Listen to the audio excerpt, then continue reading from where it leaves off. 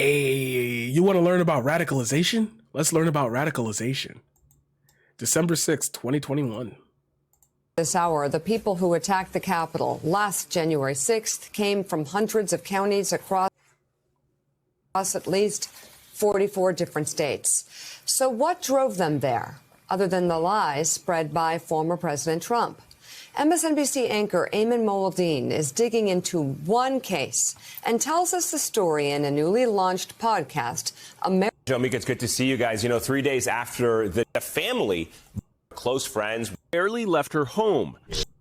In each other's business, we're always hanging out. In the summer of 2020, though, her family started to notice that something seemed a bit off. She started getting a little bit closed off and distant, and like on Christmas she was here, but she was just on her phone the whole time. She wasn't participating in the opening of presents. Roseanne began to withdraw from family commitments and instead started going down a QAnon rabbit hole of child trafficking conspiracy theories. She was like, hey, have you heard about this? And I was like, no.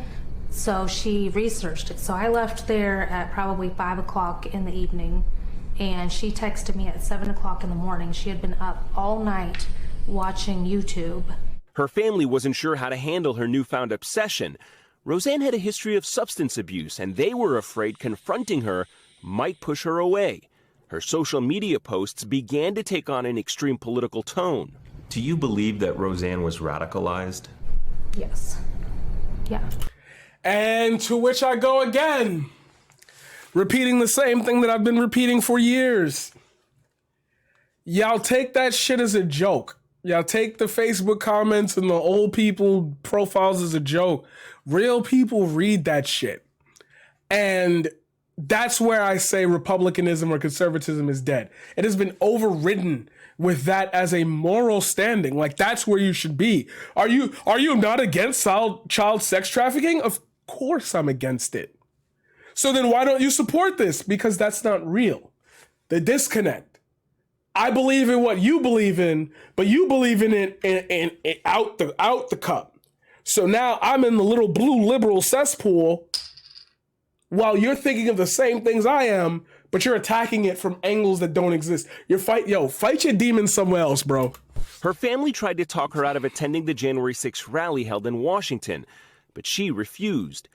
She went to the rally with a friend, Justin Winchell, who had been one of the last people to see her alive. Her family watched in horror as the events of that day unfolded. So we just watched the news, and the second that they said the second person died, there was more than one death, I knew automatically that it was her. Just had this gut, feeling that was her. Late that night, Roseanne's family got the call that they had been dreading. Roseanne had died at the Capitol in the middle of a crowd trying to force its way past the police line. Body cam and other footage from that day paints a brutal picture. Her friend Justin Winchell, who accompanied her to the march, can be seen in this footage. We covered every single angle. We did a whole hour and a half thing on this. I just don't want to see it again because it's damn. Died, but according to the medical examiner's office, it was because of a prescription drug overdose. So do you believe that the explanation that was given by the medical examiner as to why Roseanne died is not prescription Adderall? Prescription Adderall? I think that they did a rush, half-hearted investigation because she was a Trump supporter who died doing what she did. And there goes the radicalization of other people. She could get radicalized to go on the left and want to attack this from every single angle. How dare somebody rile people up to get to that point? How dare somebody get to a systemic point where they need to feel like this? And then she'll go on a warpath trying to dissuade all Trump supporters from ever or all Republicans or anybody who views any of these ideas as valid. She tried to dissuade all of them, and she becomes a radical liberal. Or she could go on the right and be like, yeah, they took my sister away. If the left had just left things, it could go either way. It could go either way. They left my sister to die because she was a Trump supporter and they gave me some bullshit. Well, now I'm against the government. These people are too. I'll go down that rabbit hole. repercussions, waves. And it's like, that's where, when you had asked me before, about the moral thing. The moral thing, it's like, it's less about subjective morals at this point because the bar is so far apart. I can see the issues with like talking about morality because it can shift depending on a society's needs and understandings, but it's so separate at this point that like basic human dignity would invalidate what they want. And that's the problem. That's where it's like, I could never be a right winger. I could never be because it's like, you wouldn't give me what I want, even if I got it out of your system. There's always a caveat. Rich black people still get pulled over. Like, there's always a caveat. Rich black people are always in scrutiny for the words that come out of their mouths. They're always under intense fire for scandals. They're always under intense fire under the law. They don't have those same protections, even with the money, because they're viewed as, oh, you black, you got all this money, you must have really fucked up and done it. Like, you can go down that hole. And there's a problem there because even down that hole, it's like, you don't have what I need to survive, let alone succeed. At least over here, they're trying to remove the skin color and the stigma that's been spoken about, as opposed to needing to needle through all of the mud to get to like the core of my character, which they keep quoting from my MLK. I still feel like humanist morals are worth upholding and try to live by them, but that's just a feeling. That's more where I'm stuck. I don't know how to turn into a logical argument. I don't like using emotions to convince something else of something. No, that's right. Yeah, no, that I even there's a video on my YouTube. Yo, I hate that like my brain runs so often that I talk about so many different things that at some point somebody will touch on it. But I made a thing about the online left arguing out of emotion because they feel like, why would you want to do this? And not a logical perspective of how this harms somebody. Yeah, no, that's a thing. That's a fucking thing. I hate it. I hate it because it's like when you put a bunch of leftists and you start arguing with each other, you all start arguing about like, woo! I knew that scream was coming. That shit just scared the fuck out of me. Oh my god, bro, get some water, bro. Get some water, bro. Yeah, you're watching it from here. You're watching it from here. Like, you wonder why the right is so alienated and able to gain so much power that they can pass legislation. It's because the left doesn't know how to center their message, because in theory, evil people wouldn't do the shit that they have to fight against. We wouldn't have to have a civil rights movement. Like, why didn't you just give black people the same rights and change the culture so that we didn't have to assimilate, the end of segregation, Brown versus Board of Education, like all of that. Like, those wouldn't have had to have been things if evil people didn't view other people as less. So, like, your position has to be because you view somebody as less. How do you turn that into a logical, like, this would benefit the economy, this would this, and when you come out with pieces and you come out with, like, think tanks and you come out with all of this, it doesn't filter in their heads because they always have another side telling them, oh, they're worried about crazy shit, the fringe shit. I'm telling you, your whole platform is dog shit. You can't really turn it into a logical argument because you spend more time, just like I do, like I will do in like a couple minutes. You spend more time talking about how to de-radicalize these people out of their minds than explaining to them how their actions or their votes or their legislation or their people in power, their representation is not in their best interest. You have to really like create a system, and that's what I'm hoping to do here, where you can show people the real world effects of what they think don't touch them. Oh, you're poor too, but you have a trailer and you live on your own property? That's because they devalued your land so much that you could have built a house, but you can't even afford it. That's because of their zoning.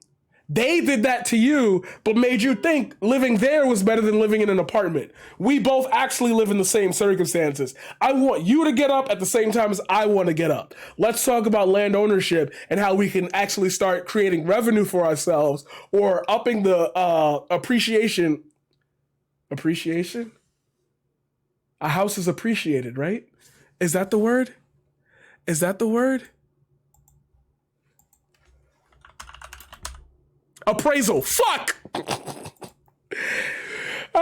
Get your house appraised and make money from that. Like, I want, like, ownership credits if you live in an apartment or something for longer than 10, 20 years. Like, there's no reason why you're still paying the same rent. And at that point, the property's paid off and they're just profiting off you. Like, I should be able to get a little cut of that. Like, I'm making it worth living here. Like, I spent months trying to convince a coworker to get his vaccine. I still can't convince my goddamn best friend to get his vaccine. He's like one of those like fringe thinkers on the outside, but at the same time he's really smart. So I give him the credit. I give them the credit of like, I'll give him his right to make his decision because he's not anti-vaccine or he's not anti anything. So it's not, he's just, cautious. He's one of those cautious people. Hey, Dad. We was just talking about you. I'm lying. We're not. That was me.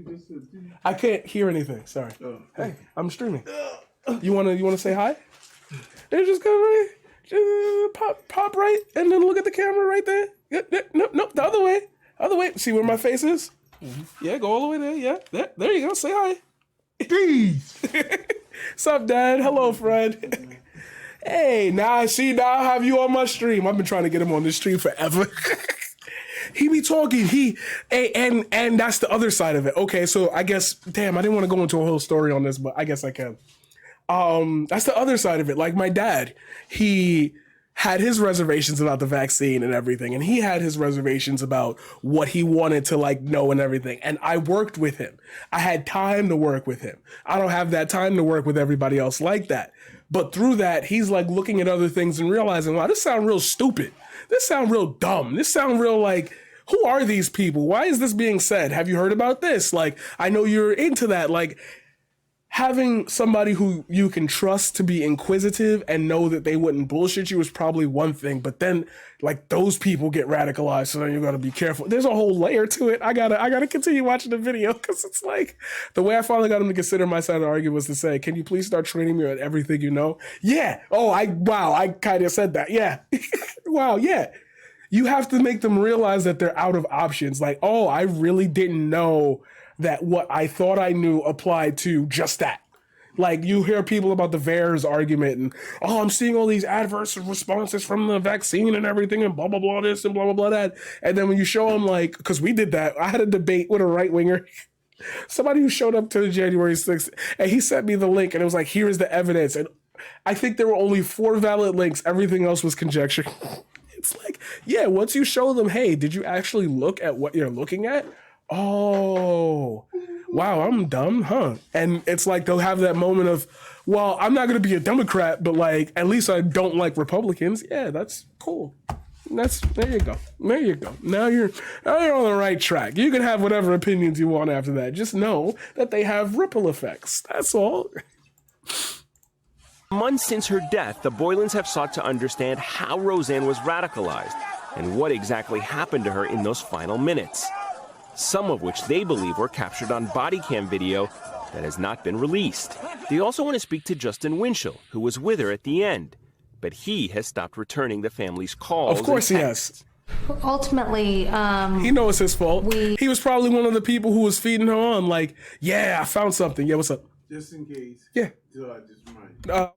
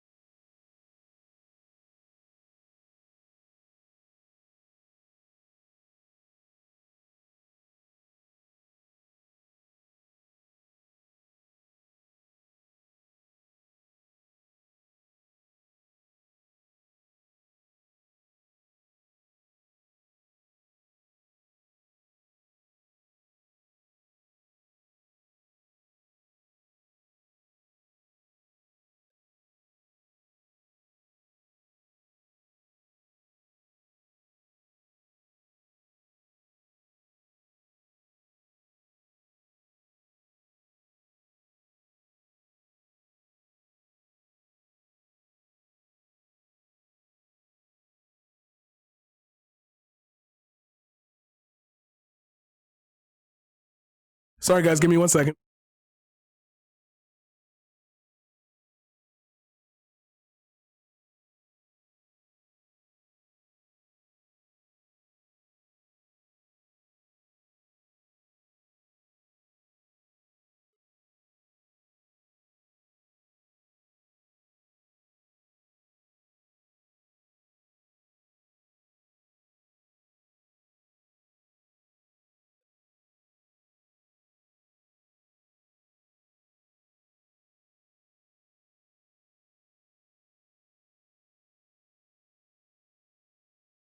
We just want to find out what happened to her. Okay, I realize now that I could have just left the video playing. I hope nobody in chat said that. I realize now that I could have just left the video playing and just like kept talking to my dad, but I wanted to respond as the video was going. You smacked too? You smacked too? I'll clap, brother. Smoke before stream, always. Just, it helps me relax. I have a heart condition. It's a whole thing. But anyway. And you know, Joe and Mika, as you guys know, I've covered radicalism and extremism overseas, and I saw a similarity in the set of characteristics from what I had learned from my reporting overseas in Roseanne's life. And I kind of summed them up into what I call the 3 Ds: destitution, disinformation, and demagoguery. You know, Roseanne had experienced a lot of hardship in her life. I didn't get to say that in the beginning of the stream, but I always be like, grab your snacks, grab your blunts, and let's just chat for a couple hours. She definitely had a history of substance abuse and experienced a physically abusive relationship. She was consumed with disinformation online. But what I think is different is the presence of Donald Trump. He's a demagogue, and he exploited the vulnerabilities of people. And there it is. There, ironically, like an hour later, there it is. Like her, by promising them a solution and leading them to march onto the Capitol, and it led to her tragic death. Well, and Eamon, you can just see in the story and hear from the family talking, and we have seen this overseas. We've seen this throughout history, that so many times there are people who are isolated, alone, destitute. They just want to be a part of something. They want to be a part of a community. They go online. They see that community there. The idea of meeting everybody to correct something that's been a perceived injustice, it gives them an escape from that loneliness and that destitute. Unfortunately, people preying on them, very wealthy, very rich, very powerful people, preying on those suffering alone. And my God, that's a story as old as politics and time itself. Okay, we've covered enough of it, but like, yeah.